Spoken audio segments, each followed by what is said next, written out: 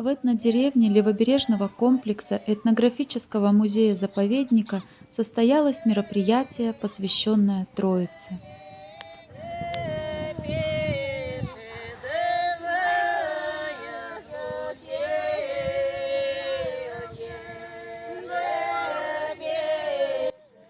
Троицын день был одним из самых важных праздников у восточных славян, особенно любимым девушками.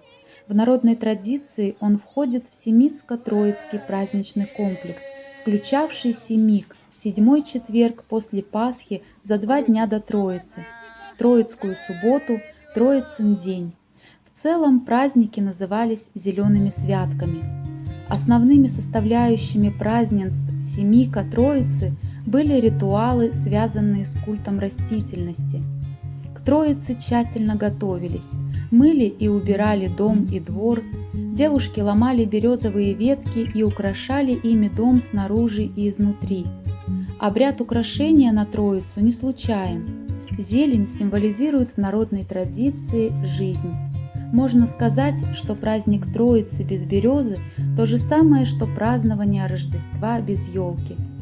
Готовили блюда для праздничного стола, пекли пироги и караваи, обязательным угощением считалась яичница. В семик девушки шли в лес для завивания березовых веток в кольцо или косы с целью гадания. Одна девушка могла завивать венки на себя и на всех родных. При завивании девушки как бы задавали дереву вопрос о себе и родственниках. Буду ли жива, выйду ли замуж до следующей Троицы. В перечень загадок включались и любые другие прогнозы. Запросы при гадании были только жизненно важные. Жизнь или смерть, замужество, девичество, счастье и несчастье.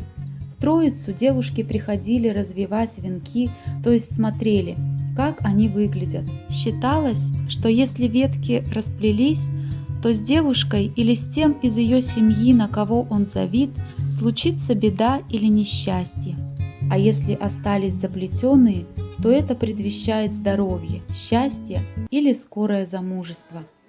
В этот день срубали, заламывали молодую березку или ветку, наряжали ее лентами, цветами и вокруг водили хороводы, пели и плясали.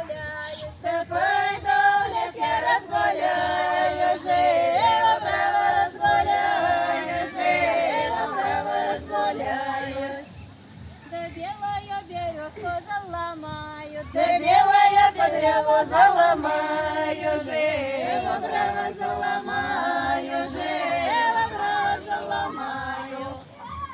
Да вироблю я 2 проточки, Да вироблю я 2 проточки, живо право 2 проточки. Здесь же готовили яичницу, угощались пирогами и другими блюдами. Это связано с тем, что яйца считаются символом начала жизни, олицетворяют плодовитость и беспрерывность жизни. Затем березку в сопровождении песен несли по улицам села. Желающие присоединялись к праздничному шествию, и все шли на берег реки, где продолжались хороводы, песни, игры.